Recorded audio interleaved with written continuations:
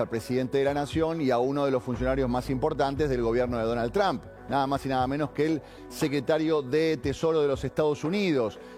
Va a haber una conferencia de prensa con anuncios, no con preguntas, en las que evidentemente va a haber algo para comunicar. Con Pancho recién conversábamos, ¿es tema de aranceles o va a haber algún tipo de anuncio económico, una ayuda, un apoyo económico al plan de Milei por parte del gobierno de Donald Trump que se pueda traducir en dinero constante y sonante? Bueno, con eso vamos a estar en minutos nada más. También estamos prestando atención a lo que pasa en Florencio Varela, una nueva situación en una escuela de hechos violentos, de amenazas. Habíamos visto un montón de cosas vinculadas a cuestiones de alumnos con machete, alumnos con cuchillo, peleas, golpes en la cabeza, amenazas por WhatsApp, un chico manejando un arma, pero una chica que llevó un arma y 150 balas a la escuela. También vamos a estar ampliando esa información, por supuesto, por la preocupación, evidentemente, que hay entre los compañeros, entre los padres y sobre todo en hasta dónde va a llegar, porque va creciendo este fenómeno y a medida que se van enterando de estas cosas, hay chicos que se van copiando y van subiendo la apuesta. ¿Qué está pasando realmente? Bueno, esto también lo vamos a estar conversando. Pero estamos atentos al dólar, el dólar que hoy empieza a cotizar de forma libre. Recordemos, entre 1.000 y 1.400 el gobierno no interviene. El movimiento que se está dando en este momento con la cotización es natural de oferta y demanda. Había empezado en 1.300 en algunos bancos, bajó a 1.250 en el Banco Nación y el Banco Nación en este momento lo está ofreciendo a 1.190, pero hay diversas cotizaciones en los demás bancos. Está con nosotros Pablo Fernández Blanco desde la redacción del Diario La Nación. Pablo, ¿cómo te va? Buen día. ¿Qué haces, Horacio? ¿Cómo va? ¿Todo bien? Muy bien, todo bien por suerte. Bueno, pegándole a la tecla F5 del teclado permanentemente, ¿no?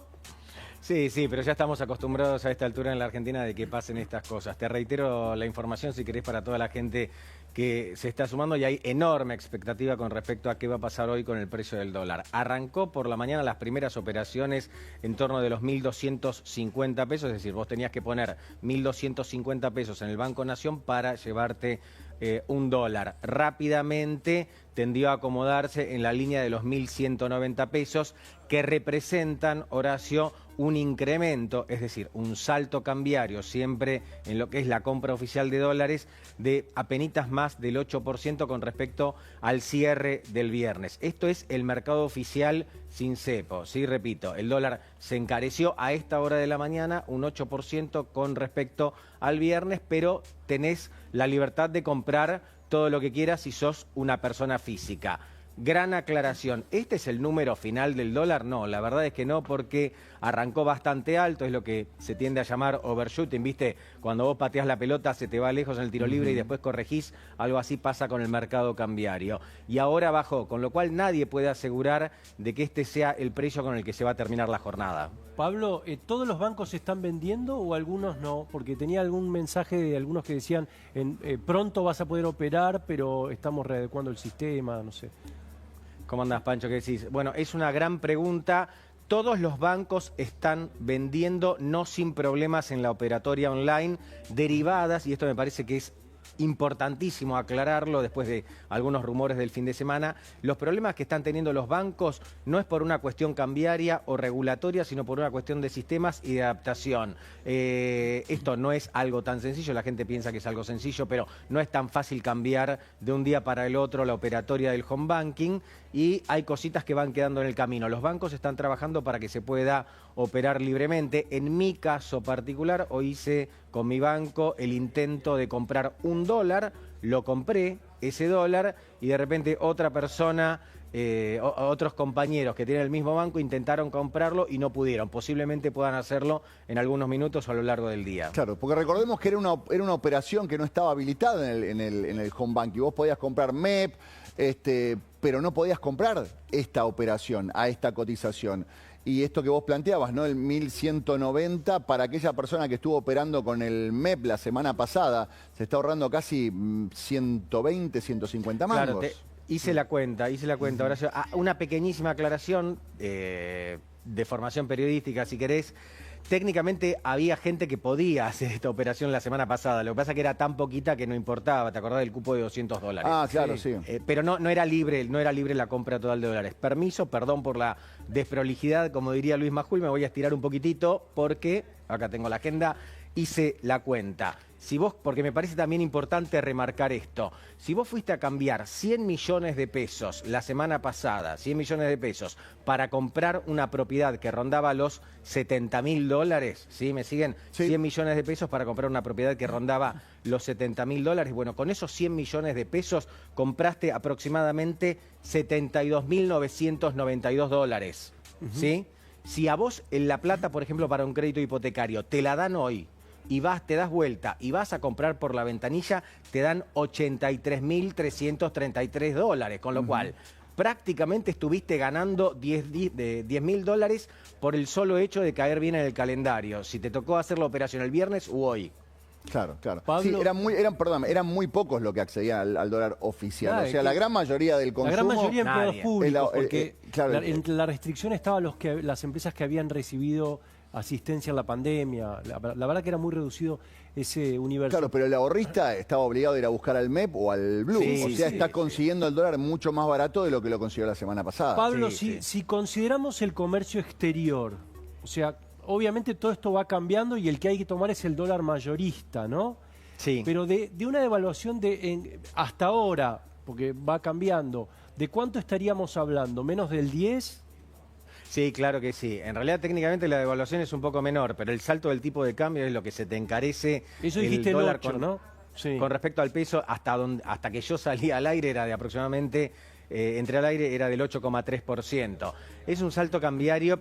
Primero que nada, ¿es un salto cambiario? Sí, claramente es un salto cambiario en el tipo de cambio que más impacta en el resto de la economía, con lo cual es esperable que esto se traslade a inflación en los próximos meses. Esto por un lado. Segundo, ¿este es el tipo de cambio definitivo? No, la verdad que no, porque si a partir de esto empieza a entrar la oferta de divisas, pienso en el campo, por ejemplo, que con un dólar por encima de los 1.170 pesos tenía mayor predisposición a liquidar sus exportaciones, a exportar. Bueno, quizás esto tienda a bajar y hay que ver en dónde se estaciona, ¿sí? Claro, y acá hay otra pregunta que es, hay empresas que ya los movimientos cambiarios de los últimos días, evidentemente lo trasladaron a precios en marzo y abril. ¿Eso ya está descontado o puede haber un adicional? Mira, es algo, Pancho, que con respecto a lo cual estoy bastante convencido. En la Argentina siempre las empresas tratan de remarcar para cubrirse de una devaluación, no porque sean buenas o malas, sino porque hay devaluaciones permanentes, claro, en la Argentina. Pero lo único que impacta en el precio, como vos muy bien sabés, no es solo el tipo de cambio, sino también es a quién le vendés un producto. Es decir, si vos ponés un precio tan alto que no te lo vende nadie, o no te lo compra nadie, o hay alguien que dice, yo me banco con un margen de ganancia un poco menor y te lo vendo más barato, bueno, tiende a caer el precio. A mí me da la sensación de que en este momento está todo el mundo expectante, a mucha gente le gustaría remarcar, pero si remarca no se lo vende a nadie porque recordemos que la economía, si bien ha mostrado señales de recuperación, sobre todo en el último trimestre del año pasado y también el principio de este año, no es que está a los saltos y que está pasando una situación fantástica del consumo, con lo cual eso también te tiende a reprimir cualquier intento de suba de precios. Sí. Y otra cosa es, a este precio, el chacarero que el viernes pasado tenía que liquidar a 1.135, a 1.190, ¿le conviene o no? ¿O va a esperar? También es cierto que puede caer porque la banda va hacia abajo, ¿no? Está muy bien lo que decís, está muy bien lo que decís. Primero que nada, la decisión del gobierno en este momento no fue casual, cayó justo en el calendario porque en el caso de que finalmente se corrobore que hay una devaluación en la Argentina, vos tenés que devaluar cuando hay dólares para liquidar, de nada te sirve devaluar cuando nadie tiene nada para liquidar. En este momento sí hay para liquidar y se va a generar, digo, en las próximas semanas con la cosecha gruesa de soja, por ejemplo. A mí lo que me dicen es que con un dólar a 1.200 hay mucho más estímulo para que el campo liquide con respecto a lo que veníamos teniendo. Con lo cual un dólar a 1.200 ya empieza a ser conveniente. Claro. Esto por un lado. Pero para que liquiden también el precio se tiene que estabilizar. Es decir, si vos tenés un electrocardiograma permanente, el que tiene el producto, el que tiene el grano, va a especular con venderlo al mayor precio posible. Ahora, si vos tenés varios días de cierta quietud, se estima que ese es el tipo de cambio, entonces estás obligado a vender. Claro. Pablo, el gobierno dijo entre 1.000 y 1.400 no vamos a intervenir. Empieza en 1.200, está en 1.190 en este momento. ¿Cómo cae en el gobierno, en los planes, en la expectativa del gobierno, este número de apertura de cotización después de tanta incertidumbre? Bien, Horacio, dos cosas. Primero, era el número que esperaba el gobierno, este que estamos teniendo a esta altura de la mañana, no sé qué va a pasar por la tarde. Este es el número que esperaba el gobierno, con lo cual me parece que es una muy buena noticia para el gobierno que el dólar abra a este nivel, sobre todo porque vos te estás comiendo un salto del tipo de cambio del 8% hasta ahora, que naturalmente va a tener un correlato sobre los precios, pero al mismo tiempo estás normalizando una parte importante de la economía de una forma bestial y sorprendiste a mucha gente que no pensaba que no se pensaba que el cepo cambiario se iba a eliminar tan rápido. Lo estábamos esperando incluso para después de octubre. Ahí es una sorpresa positiva. De hecho, estamos hablando del dólar, pero no hablamos de los bonos que se están recuperando y no hablamos de las acciones argentinas que están subiendo también. Es interesante eso, porque por un lado podemos llegar a decir que la demanda en el dólar no fue tal, porque si no se hubiera ido para arriba el precio y en realidad desde que abrió el mercado empezó a ir hacia la baja. O sea, la demanda no fue tan grande. Amplíame un poquito el tema de los bonos y las acciones, Pablo. Mirá, hoy por la mañana estaban subiendo alrededor del 4 al 5%, no es una suba bestial, pero es una suba y las acciones argentinas también se recuperaban.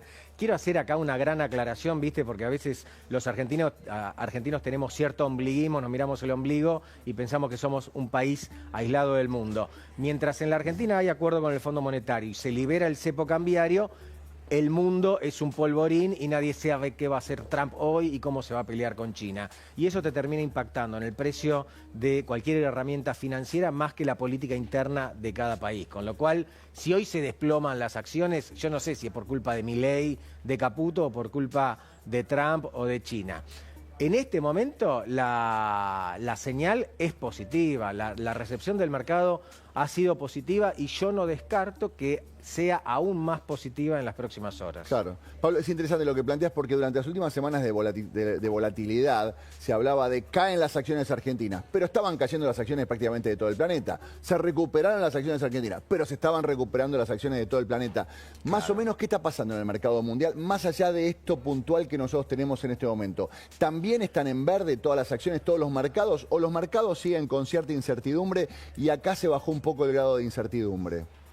No, a ver, en el capítulo local claramente vos bajaste el grado de incertidumbre y hay algo que tenemos que estar muy atentos hoy a ver qué pasa con el riesgo país. Es decir, si efectivamente se desploma el riesgo país porque saliste de una parte del cepo cambiario o no. Eso hay que estar atento. Ahora, en el resto del mundo no hay expectativa de una guerra comercial. Hay una guerra comercial declarada entre las dos principales potencias del planeta, Estados Unidos y China, con lo cual estamos, viste que Trump es una cosa de locos que te dice, no, te subo, es algo así como cuando éramos chicos, voy a la China y vuelvo en un minuto. Bueno, Trump te dice, me lo subís a 80, te lo subo a 100, no, me equivoqué, en realidad es 150 el arancel, y eso es un lío fenomenal para el resto del planeta. El mundo está en esa circunstancia de la cual la Argentina no es para nada Pablo, ajena. Vos estás diciendo algo muy importante, no sé si coincidís conmigo al momento de evaluar. Lo decías recién, el mercado, ¿qué es lo que pasa? Bueno, no sé si es por lo que pasa en Argentina, si es por los aranceles, el precio de los commodities, lo que pueda llegar a suceder a nivel político. ¿Cuál es tu lectura cuando vos tenés que interpretar todas las variables, cómo está posicionada la Argentina? Es una muy buena pregunta. Primero que nada, por más mal que le caiga a quien quiera, la Argentina tiene muy poco que hacer cuando el mundo es un desastre, ¿no? Es realmente poco lo que tiene que hacer. Lo que tiene por hacer es en gran medida lo que está haciendo el gobierno. Vos tenés cuentas macroeconómicas, números macroeconómicos cada vez más sólidos, tenés un resultado fiscal que sigue siendo positivo, ahora tenías una tendencia con ciertas interrupciones a la baja de la inflación, no estás emitiendo moneda para cubrir el gasto público. Bueno, todo eso está muy bien. Y ahora encima tenés un mercado cambiario muchísimo más honesto. Todo lo que está haciendo la Argentina en este contexto está muy bien. Ahora, yo les hago una pregunta. La Argentina tiene dos grandes usinas de dólares, sobre todo a partir de este año. En el primer semestre el campo, sobre todo en el segundo semestre el petróleo. ¿Qué pasa si se desploma el precio de la tonelada de soja por culpa de la pelea Estados Unidos-China? ¿Y qué pasa si se desploma el precio del petróleo? Ambos han ido cayendo en el último tiempo. Bueno, entran menos divisas a la Argentina, que se compra un nuevo problema.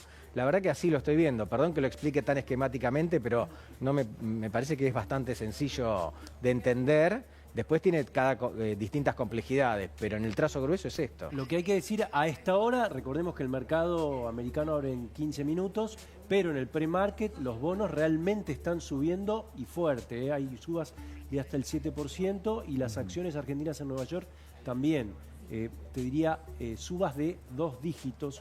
Así que me parece que por lo menos en el comienzo hay un voto de confianza del mercado. Claro. Sí. Sí, Pancho, con respecto a eso, tenemos que ver qué pasa con el riesgo país, ¿no? El riesgo país estaba bajando, después cuando empieza la guerra comercial sube mucho. Nosotros necesitamos un riesgo país entre los 400 y 500 puntos básicos para decir, bueno, ya nos acoplamos definitivamente al tren del mundo, sobre todo al tren de los países latinoamericanos. Sí. Por encima de eso, bueno, todavía nos cuesta. Pablo, dame un segundo, quédate con nosotros, te invito a escuchar. Está hablando en este momento el presidente Milei con Luis Majul en El Observador 107.9. Vamos a escucharlo, por favor.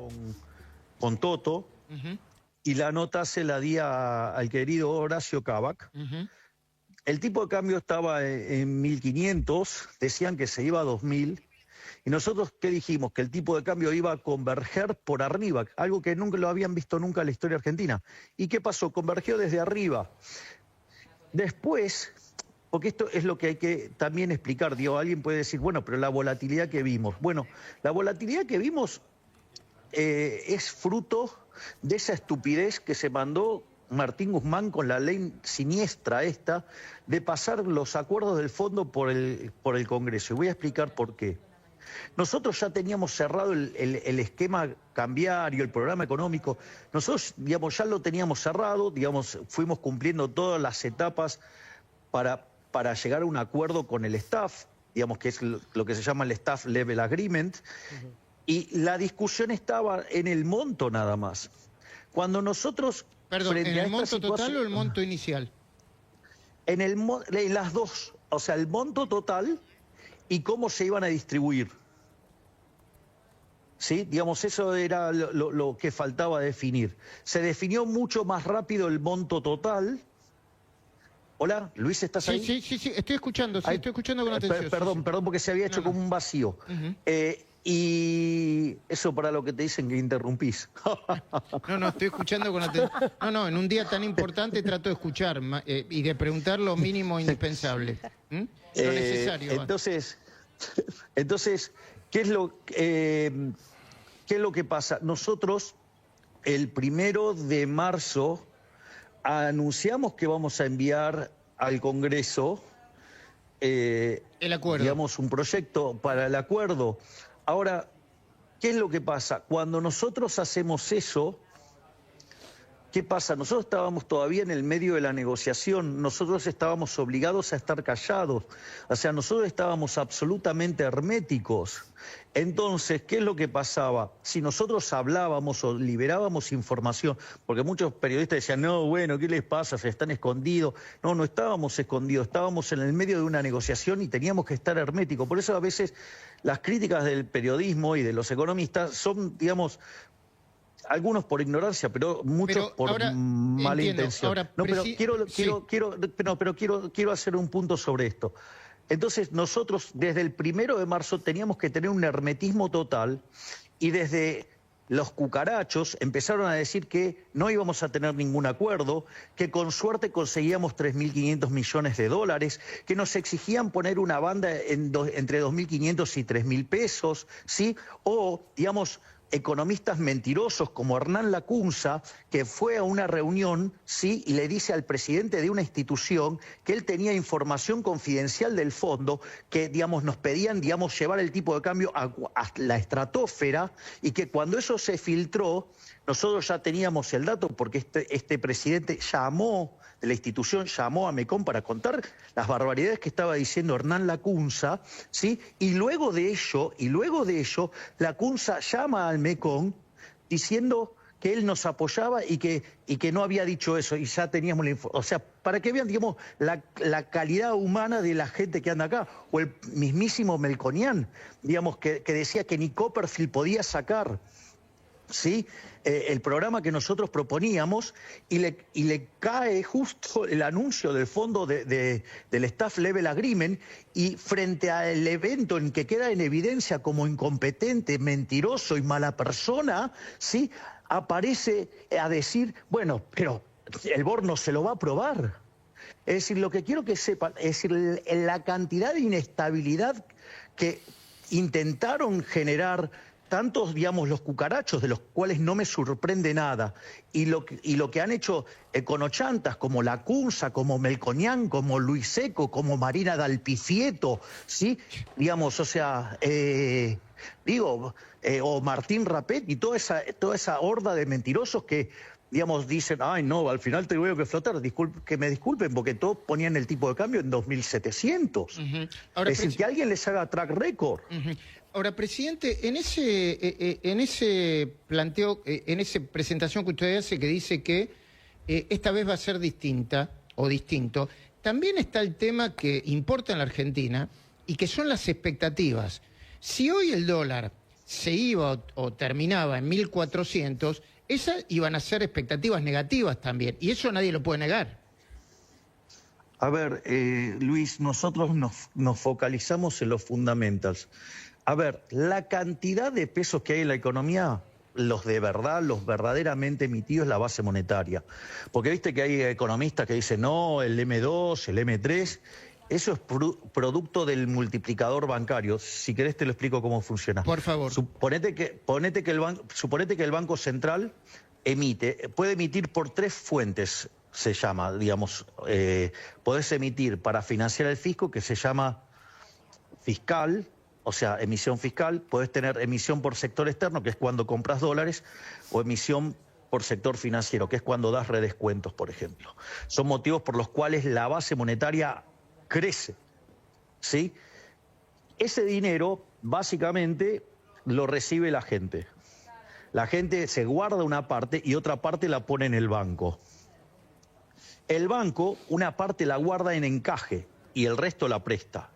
Y así vuelve el dinero a la economía. Entonces vos vas a ver que tenés la base monetaria y después tenés los agregados monetarios, M2, M3, en función, digamos, de este proceso de multiplicación del crédito. Como consecuencia de la operación. ¿Y qué quiere decir? ¿Quiere diferenciar la base monetaria que vale para calcular? Claro, exacto. Que el verdadero dinero emitido, digamos, si vos quisieras rescatar todo el dinero, es la base monetaria. Nosotros tenemos 2 definiciones de base monetaria. Si tomamos la definición de base monetaria convencional, que es el circulante en poder del público más los encajes de los bancos, fíjate que es la caja que tenemos los individuos más la caja que tienen los bancos, ¿no? Y eso, digamos, esa es la base monetaria explicada por sus usos, por decirlo de alguna manera. ¿Eso da una cuenta de...? Nosotros, con las reservas que tenemos ahora, podríamos rescatar toda la base a 700 pesos. A un dólar que valga 700 pesos. A 700 pesos sacamos toda la base monetaria de la calle, la sacamos toda. O sea, no tenés un peso más en el bolsillo, tenés dólares. Ese es el primer ejercicio. ¿Y la ampliada? Claro, porque ¿qué es lo que pasa? En la ampliada están las LEFIs, LECAPs. Esos instrumentos los tienen los bancos y no los manejamos nosotros. Consecuentemente, nosotros no controlamos esa parte de la base monetaria. Nosotros controlamos el techo, que es la base monetaria amplia. Pero si los bancos deciden o no cambiarlo, eso va a depender de lo que quieran hacer los bancos con esa liquidez. Entonces, nosotros hacemos otra cuenta. Supongamos que todos los bancos deciden jugar... Hacerlo pesos. Sí. Exacto. Bueno, en ese caso, la base monetaria convencional se igualaría a la base monetaria amplia y podemos sacar todos esos pesos a un tipo de cambio de 911. Es decir, el tipo de cambio al que nosotros sacamos toda la base monetaria y no dejamos un solo peso en la economía, es un tipo de cambio de cobertura que está por debajo del piso de la banda. Por eso, si vos te fijas, Luis, las bandas tienen dos características. 1000 y 1400. En la banda, sí, pero en la banda superior crece 1% por mes. Y en la banda inferior cae 1% por mes. ¿Y qué me quiere decir con eso? Y que en algún momento, si las cosas, si nosotros no seguimos con esto de no emitir dinero, que se recompone la demanda de dinero, con lo cual salta la demanda de dinero stock, y si al mismo tiempo la economía crece, algo que digamos está pasando, el primer trimestre crecimos al 6%, este segundo trimestre apunta al 8%, eso quiere decir que la demanda de dinero va a volar. Entonces la única forma que usted puede abastecer la demanda de dinero si nosotros no emitimos pesos es vendiéndole dólares al Banco Central. Y ahí digamos, o sea, pero nosotros solamente podemos emitir en el piso de la banda, con lo cual lo que va a terminar pasando es que el tipo de cambio se caiga. Mire, le voy a hacer un punto adicional. Y entonces va a tener que emitir dinero, y entonces va a tener que emitir dinero, pero no por razones espurias, sino para sostener el tipo de cambio más cerca de 1000. Para que no se caiga, para que no se caiga. Mire, le paso un dato muy importante a todos estos genios que miran, digamos, los números del fondo, que evidentemente no entienden nada, me doy cuenta, o sea, son bastante más precarios de lo que yo creía. A ver, si el tipo de cambio está dentro de la banda, yo no tengo que hacer nada, yo no intervengo, no hago nada. Ahora, yo solamente puedo comprar dólares si va al piso de la banda. ¿Eso se lo impuso el fondo? Eso no, eso fue el programa que nosotros le llevamos al fondo. Yo ahora le explico por qué lo hicimos. Entonces, ¿qué es lo que sucede? Ahí el punto es que si vamos al piso de la banda, digamos, podemos comprar en el piso de la banda. Si usted se fija, el programa del fondo nos pone una meta de comprar 4.000 millones de dólares. ¿Y cómo es eso? Porque la propia estimación incluye que el tipo de cambio se va al piso de la banda. Si yo no puedo comprar adentro de la banda. Entonces, digo, ese es un dato no menor que nos están contemplando. Entiendo. Presidente, con una inflación que fue a la suba del 3,7%, y con la idea ¿Le puedo hacer una nota de color con eso, ¿Cómo Luis? no? ¿Cómo no? Acaba de publicar Martín González Rosada de la Universidad Torcuato Di Tella. Especialista en datos de la pobreza. Sí, es un econometrista de recontra refuste. Pero, ¿qué hizo? Estimó la inflación desestacionalizada. Dio un punto menos que eso, 2,6 dio. ¿Y qué me quiere decir con eso? Que, digamos, el 3,7 es por razones estacionales, porque la carne subió de manera extraordinaria y porque los servicios de educación también. La educación, que subieron 21%, porque ahí hay una Dice que no es una tendencia. Dice que no es tendencia entonces esa suba. Exactamente, no es una tendencia. Es un mal dato, pero entendible en la lógica de la estacionalidad del mes de marzo en especial. Ahí se conjugaron dos elementos muy negativos. Uno es la estacionalidad. Fíjese que lo de educación es muy fuerte por cómo está regulado, digamos, el tema de los aumentos de la educación. Si usted eso lo libera, básicamente deja de tener esos sobresaltos. Y lo otro es la inestabilidad política que nos generaron durante el último mes y medio, digamos que es el motivo que además, ¿a usted le parece razonable que, no sé, pero cuántos días no nos estuvieron liquidando exportaciones y nos adelantaban importaciones? No, si me parece razonable, me parece una decisión de libertad económica. ¿Usted le puede gustar más o menos? Está bien, pero Luis, está bien. Yo, si hay algo que... A ver, acabo de abrir el cepo, Luis.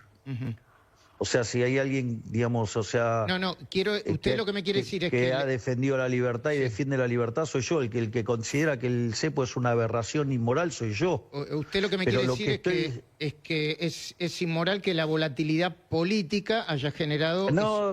Claro, exacto. Digo, la política apostando contra el gobierno, ¿sí? Y los economistas pifiadores para luchar para tener razón... Le acabo de contar el caso del mentiroso de la Cursa, del mentiroso del Melconian, del mentiroso de Seco, de la pifiadora serial Marina Dal Pifieto. Digo, si quiere sigo con la lista de pifiadores seriales. No, si usted me pregunta a mí, yo no soy quien para decirle, pero si usted me pregunta a mí, yo no le pondría tanta energía a eso, sino porque... bueno, pero ¿sabe lo que pasa, Luis? Daño. Usted dice que ellos hacen daño. ¿Sabe lo que pasa? Que durante 1 mes y medio le estuvieron envenenando a la sangre a toda la población esa gente. Porque ¿sabe lo que pasa? Usted es periodista. Y usted tiene el deber... Yo, desde mi punto de vista, por favor, de escuchar todas las campanas. Claro que sí. Entonces digo, más bueno, en un tema en lo que no soy especialista, estoy lleno de preguntas, digamos, no y de bueno, respuestas. por eso, a mí me parece razonable que usted le pregunte a todos. Es decir, digamos, yo no me voy a enojar con José del Río porque lleva al farsante de la Cursa a mentir ahí. Claro. Digo, ¿qué culpa tiene José del Río? Digo, él no sabe, digo, él no es, me comprende. Entonces yo no me voy a enojar porque me parece razonable que le pregunten a todos. Lo que sí quiero señalar es, bueno, mire, digo, toda esta gente viene errándole sistemáticamente.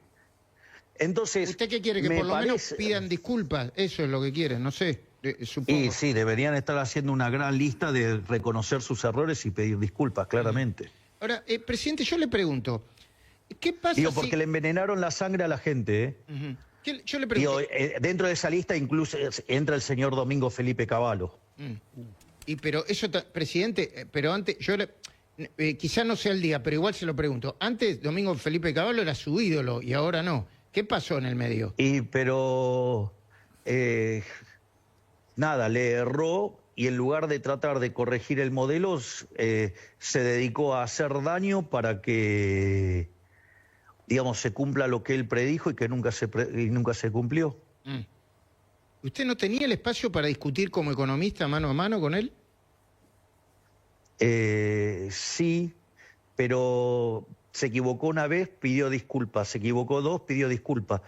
La tercera ya me parece que era un modus operandi, digamos, o sea, Le pregunto... digo, eso ya entra en un plano humano más que profesional. Sí. Digo que además le pifió todo. Sí, a veces tiene que ver con los egos, pero no es tema no es tema para psicólogos.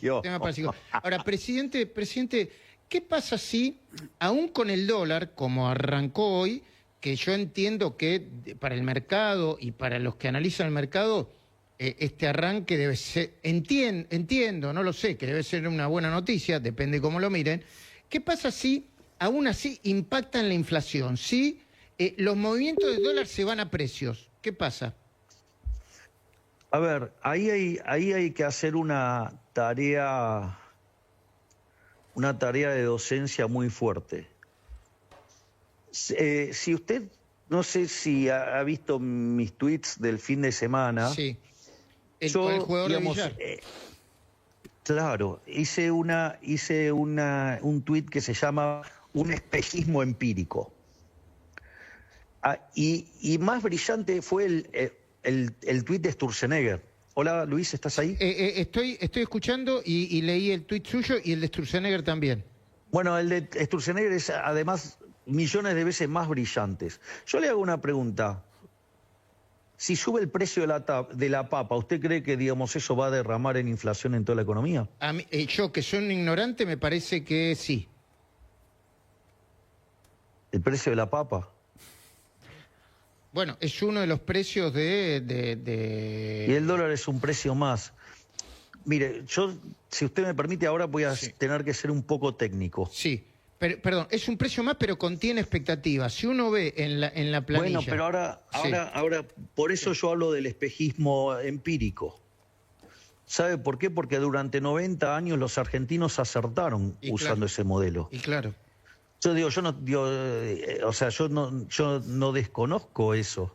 Durante 90 años, pensar de esa manera, de ver al dólar como un leading indicator, como un indicador líder, digamos, ha llevado a la gente a acertar. Entonces es muy difícil que usted le diga, digamos, que ese modelo está mal, porque dice, mirá, yo tomé decisiones con este modelo durante 90 años y me fue bien. Ahora, que es la del jugador de billar. Digo, yo supongo que es físico y el tipo va tirando la carambola y acierta siempre. Claro. Ahora, con esa misma idea, si yo le cambio el entorno, puede ser que estemos en peligro, porque si yo llevo a ese joven jugador de billar brillante, lo llevo al doctorado en física del MIT a dar clases, hago un desastre. Acá la condición que está cambiando en el medio es que la cantidad de dinero está fija. Por eso quiero hacer, si usted me permite, sí, cómo no. Una breve digresión teórica. Digo, parte del argumento usted ya lo conoce, pero es la inflación es siempre y en todo lugar un fenómeno monetario, generado por un exceso de oferta, ya sea o porque aumentó la cantidad de dinero, o porque cayó la demanda, o pasaron las dos cosas a la vez, y eso hace que el poder adquisitivo del peso caiga y todos los precios expresados en pesos suben. Y el dólar es un precio más de la economía. Ahora, esa es la relación. O sea, con lo cual, si yo no modifico la cantidad de dinero, los precios no tienen por qué subir. Y si hay cambios de precio relativo, sube un precio.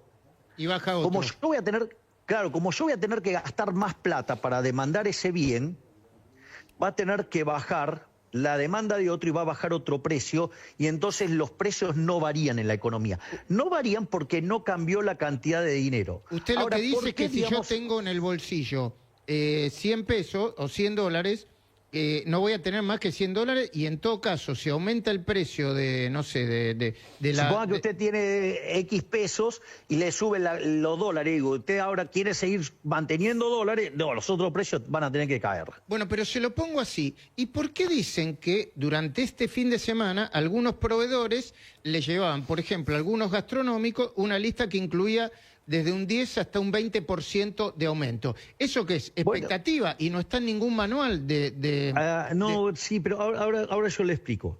Ahora va el otro tema. Hay algo, por eso esto está en el plano teórico, pero tiene consecuencias prácticas enormes. Hay algo que cuando aparece la teoría general de Keynes, se pierde la teoría monetaria que se usaba, digamos, durante el siglo XIX, inicio del siglo XX, y una de las cosas que se estudiaba se llamaba el efecto Hume-Cantillon. Entonces, suponga que tiene que ver Hume, con la dinámica... Perdón, son dos especialistas diferentes. Hume es un holandés, creo. Claro, David Hume es un economista escocés, digamos, de hecho era amigo de Adam Smith y es oficialmente el inventor de la teoría cuantitativa, aunque en realidad la inventaron los escolásticos de la Escuela de Salamanca. Y por otro lado, Richard Cantillon, que es el inventor del equilibrio general, un economista francés. Entre los dos, no es que entre los dos, digamos, o sea, el efecto Hume-Cantillon analiza cómo ingresa el dinero en un modelo de equilibrio general y cómo se van moviendo los precios. Entonces, suponga lo siguiente: usted genera un exceso de oferta en el mercado de dinero. Cuando usted no quiere pesos, ¿qué hace? Compra dólares. Sí. Entonces, primero sube el dólar, después sube el precio de los transables, después sube los precios mayoristas, después los precios minoristas y por último los salarios. Por eso son tan impopulares la devaluación. Entiendo. Usted lo que quiere decir es que el precio del dólar es lo primero que sube. Porque es más rápido. Porque es un activo... Exactamente, porque es un activo financiero. Exactamente. Usted le dio en el clavo. Bueno, pero si sube primero, ¿no contagia los demás precios, presidente? Pero no, Luis, no es que los contagia, sino porque es que empieza a circular ese dinero no deseado. Digo, ¿escuchó, digamos, a hablar a veces los economistas del overshooting? Sí. Bueno, cuando usted, digamos, ese modelo que los economistas viven hablando, se viven llenando la boca, ese modelo dice que la inflación es un fenómeno monetario y que el tipo de cambio viene determinado en la lógica de algo que se llama... Fuimos testigos de esta charla que está manteniendo el presidente de la Nación con Luis Majul en el Observador 107.9. Les agradecemos que nos hayan permitido subirnos a la señal. Ahí estaba entrando en cuestiones muy, pero muy técnicas, cuestiones económicas. Lo más sobresaliente que dijo... ¿Títulos? títulos que dijo, bueno, la realidad es que el precio del dólar es un bien más, el dólar es un bien más en la economía y que la base se va a mantener quieta y si se sube un precio, los demás caen. Muy importante esto que estás apuntando, que es lo que estaba explicando recién, porque es la razón por la que subieron los bienes en marzo. Y el ejemplo de la papa, que lo ponía también Sturzenegger. El dólar es un bien como otros. Sí. ¿Qué es lo que pasó en marzo? En realidad lo que fue es que cayó lo que se llama la demanda de dinero. La gente se sacó los pesos de encima o para ir al dólar o para ir a la papa. Es decir, si porque a vos te pueden sobrar pesos o por exceso de oferta, emisión que no pasó o porque el ahorrista lo rechaza. Claro. Entonces, acá... Por eso es tan importante la expectativa y que la gente confíe en este plan. Me parece muy importante, por eso lo que estaba diciendo el presidente es, ojo, porque el dólar es un precio más en el resto de la economía y en parte también, como es más líquido que la papa, anticipa lo que va a ocurrir después. Claro. Y es interesante lo que planteábamos antes, ¿no? Que no hay gran demanda de dólares en esta primera jornada. O sea, la gente no está sacando los pesos de encima como se los pudo haber sacado. Porque en el fondo momento siempre se trata de la relación del ahorrista con el peso. Claro. Exactamente. No es que sube el dólar, cae el peso. Esa es la pregunta. No es cuánto va a estar el dólar, sino qué es lo que vas a hacer vos en tu casa, claro, vos, ¿qué vas a Carola, poder comprar ¿qué con tu peso? Mientras vos con tu peso puedas comprar un montón de cosas, no te lo vas a sacar de encima. En cuanto vos tengas dudas con respecto al peso, ahí te vas, o a la papa o al dólar. Y lo que está pasando en el día de hoy, por lo menos, es que no hay dudas con respecto al peso o no están demandando muchos dólares en el arranque de esta jornada. Bueno, entrevista que mantenía recién el presidente Milei. Presidente Milei que va a tener una serie de encuentros en el día de hoy, uno muy importante con el secretario del Tesoro de Donald Trump. Allí se encuentra en Casa Rosada Abigail Oliverio. Avi. Bueno, así es, hace instantes nada más llegó a Casa Rosada Luis Toto Caputo, el ministro de Economía. Ya podemos decir que dentro de Casa Rosada está el presidente Javier Milei, junto con Karina Milei, también el jefe de gabinete. Y en última instancia llegó Luis Toto Caputo, que se cruzó desde el Ministerio de Economía hacia las inmediaciones de Casa Rosada, a la espera de la visita de Scott Bessent, que se espera que llegue cerca de las 15 horas aquí a Casa Rosada. Se habla de que el vuelo está un tanto demorado y que el anuncio que van a hacer en conjunto, porque en principio se van a reunir de manera personal a puertas cerradas, va a ser cerca de las 15:30 horas. En esta clara muestra, sí, por parte de Estados Unidos del apoyo hacia las políticas económicas del presidente Javier Milei y expectativas, ¿no?, por ese anuncio que se va a dar a conocer hoy por la tarde. Claro. Avi, vimos hace un minuto salir a Manuel Adorni de la Casa Rosada, vimos el ingreso del presidente de la Nación que estaba manteniendo esta entrevista telefónica con Luis Majul. ¿A quién más viste ingresar o salir de la Casa Rosada esta mañana? Bien. Luego de que llegue el presidente Javier Milei, cerca de las 10 de la mañana, llegó 5 minutos antes de las 10 de la mañana, luego lo hizo Karina Milei, prácticamente detrás de él, la secretaria de Gobierno. También llegó el jefe de gabinete, Guillermo Francos, lo hizo en tercer lugar. Y finalmente, hace instantes nada más, hace unos 10 minutos, entró Luis Toto Caputo para reunirse con el presidente Javier Milei de cara a lo que va a ser esta reunión con el secretario del Tesoro de los Estados Unidos. Por eso hablamos de las expectativas que va a haber en esta reunión y preparando todo lo que va a ser el anuncio cerca de las 15:30. Reiteramos, se encuentra demorada la llegada del secretario del Tesoro de los Estados Unidos. Se hablaba de que en primera instancia se iba a reunir con el ministro de Economía, pero aparentemente, como lo vimos llegar a Toto Caputo aquí a Casa Rosada, aparentemente la reunión va a ser en conjunto y van a preparar esta conferencia de prensa para hoy por la tarde. Perfecto, muy bien. Avi, sí, ahí en Casa Rosada. A ver, aclaremos algunas cuestiones porque el presidente recién sumó información con respecto a esto de las bandas, ¿no? Arrancan con esto de 1.000 y 1.400, que va a ir variando de 1% mensual, pero lo que aclaró es que el piso va a bajar 1%, digamos, se va a ampliar la banda. Hacia arriba y hacia abajo. Hacia arriba y hacia abajo. Todos los meses. ¿Sí? Esto es importante. ¿Qué significa esto? No, porque si vamos a volver otra vez a la cabeza del exportador, el chacarero, que está viendo al dólar a este nivel, 1.190 en este momento, promedio de todos los bancos. No es mucho más que el oficial al que liquidaba la semana pasada, 1.135, pero ojo, porque puede caer. Claro. Entonces eso puede ser un incentivo también para liquidar. Claro, muchos dicen no estaban liquidando exportaciones porque pensaban que se iba a ir a 1.200, 1.300, Claro. 1.500. El dólar está a 1.190 con una leve tendencia que puede ir hacia abajo. Es el momento de liquidar, van a aguantar un poquito más con el riesgo de que baje todavía más. El tema acá es el siguiente, estamos a 14 de abril. Recuerden que en junio lo que es la eliminación de las retenciones temporales para los distintos granos, bueno, habrá que ver qué es lo que hace el gobierno, pero en estas circunstancias está quizás el contexto dado para que esas liquidaciones se puedan realizar o los incentivos dados, porque la realidad es que el gobierno lo que tenía que hacer eso es generar la cancha o, digamos, dar el incentivo a que los exportadores digan a este dólar me conviene. Ahí está regresando nuevamente Manuel Adorni a la Casa Rosada. Así que una jornada con mucho movimiento, obviamente, y con toda la repercusión del primer día de esta fase, la fase número 3 del gobierno. ¿Podemos pasar en limpio esto que le estaba explicando recién el presidente a Luis Majul de esto de la base monetaria y que con los dólares que tienen pueden capturar todos esos pesos a un valor? Y es lo que dice Javier Milei y todo el equipo, lo han repetido, lo pueden ver en distintas entrevistas y acá lo confirma. Dice, nosotros achicamos el circulante, la base monetaria la achicamos de 3 a 1. Entonces, lo que el gobierno dice, esto hay que ver que esto también se concrete, el gobierno está realmente tranquilo, es que si vos mantenés la cantidad de dinero fija, lo que va a suceder es cuando la gente va a demandar el dólar, bueno, el precio de la papa baja. Estamos poniendo un ejemplo, digamos, un ejemplo básico, simplemente para poder interpretarlo, no porque vaya a pasar exactamente esa relación. El tema es, los pesos, ¿hacia dónde van a ir? La cantidad es la misma, bueno, suben los precios relativos. Y hoy un tema muy importante, la inflación.